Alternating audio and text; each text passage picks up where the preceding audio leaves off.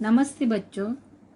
मैं new arts commerce and science college Shivgaon के महाविद्यालय की प्राध्यापिका श्रीमती नवल मैडम हूँ। मैं आपको आज हिंदी पाठ्यपुस्तक के अंतर्गत दूसरा जो पाठ है लघु कथाएँ का वे पढ़ाएंगे। परंतु उससे पहले मैं आपको पूछना चाहती हूँ कि आपने बचपन में दादा दादी, नाना नानी, चाचा चाची से कुछ कहानियाँ सुनी होंगी। उसी तरह की ये लघु कथाएँ, उन कहानियों को सुनाने का एक उद्देश्य था उनका कि आपका मानसिक, भावनिक सब विकास करने के लिए वे छोटी छोटी कहानियाँ आपको बताते जाती थे और उसके द्वारा आपका भाषिक और मानसिक विकास जो है हो जाता था। आज ऐसी एक लघु कथा हम देखेंगे जिसका नाम है उषा की दीपावली।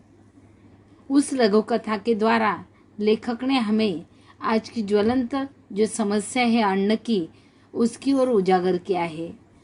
उसकी ओर हमारा ध्यान आकर्षित करने की कोशिश की है कि आज हमारे देश में कई लोग भूखे प्यासे मर जाते हैं, तो कई लोग जो है प्लेटियां भर भर कर खाना ले लेते हैं परोस कर और उसे झूठा करके फेंक देते हैं। उसके लिए अन्न बैंक की कैसी आवश्यकता है और अन्न बचाकर हम गरीबों तक कैसे पहुंचाएंगे, इसके बारे में उन्होंने हमें सचेत किया है। अब हम परिचय देखेंगे। लेखक का परिचय: संतोष श्रीवास्तव जी का जन्म 23 नवंबर 1952 को मंडला मध्य प्रदेश में हुआ। आपने एमए इतिहास, हिंदी, बीएड तथा पत्रकारिता की उपाधियां प्राप्त की। नारी जागरूकता और उसकी अस्मिता की पहचान आपकी लेखनी के विषय है। आपकी रचनाओं में एक और वर्तमान स्थितियों तथा सामाजिक विसंगतियों का चित्रण दृष्टिगोचर होता है, तो वही दूसरी ओर जीवन जीने की छटपटाहट और परिस्थितियों से लड़ने की सार्थक सोच भी है। प्रमुख कृतियाँ: बहके वसंतुम, बहते ग्लेशियर कहानी संग्रह है, दबे पांव प्यार, टेम्स की सरगम, ख्वाबों के पैरहम उपन्यास है, फागुन का मन ललित निबंध संग्रह है, नीली पत्तियों की शायराना हरारत, यात्रा संस्मरण आदि। विधा परिचय: लघु कथा हिंदी साहित्य में प्रचलित विधा है। यह गद्य की ऐसी विधा है जो आकार में लघु है पर कथा के तत्वों से परिपूर्ण है। दिखने में छोटी है लेकिन उसमें व्यापक विशाल अर्थ छिपा हुआ रहता है। लघु कथा होकर भी हमें विशाल अर्थ बताने की ताकत इस कथा में होती है। कम शब्दों में जीवन की संवेदना, पीड़ा, आनंद को सघनता तथा गहराई से प्रस्तुत करने की क्षमता इसमें होती है। किसी परिस्थिति या घटना को लेखक अपनी कल्पना का पुट देकर रचता है। हिंदी साहित्य में डॉक्टर कमल किशोर गोयनका, डॉक्टर सतीश दुबे, संतोष सुपेकर और कमल चोपड़ा आदि प्रमुख लघु कथाकार हैं। पाठ परिचय: उषा की दीपावली लघु कथा अनाज की बर्बादी पर बाल मन की संवेदनशीलता और संस्कारों को जागरूक कराती है। छोटी सी बच्ची है कहानी की।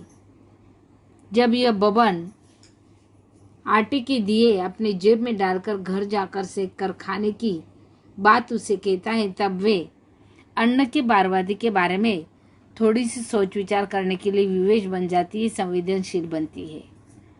एक और थालियां भर भर कर झूठन छोड़ने वाले लोग हैं, तो दूसरी ओर अनाज के एक एक कौर को तरसते और विभिन्न तरीकों से रोटी का जुगाड़ करते लोग हैं। और ऐसी अवस्था में लोग जो ही जीवन जी रहे हैं, उनके लिए अन्न बैंक की आवश्यकता है। यही संदेश यह कहानी देनी चाहती है।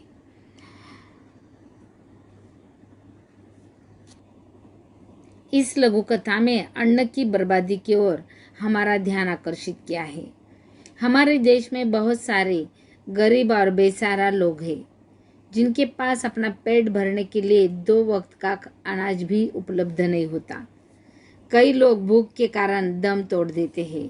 कुछ लोगों ने इस समस्या की ओर ध्यान देकर अन्न बैंकों का निर्माण किया है, जिसके माध्यमों से लोगों को निःशुल्क अन्न उपलब्ध करा रहे हैं।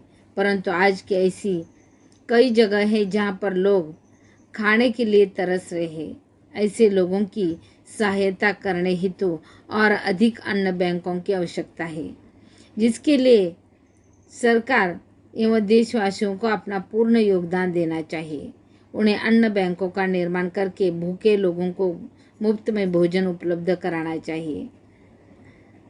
छोटी बड़ी परिस्थितियों में बचे हुए साफ भोजन को फेंकने के बजाय अन्न बैंकों में देने के लिए प्रेरित करना चाहिए।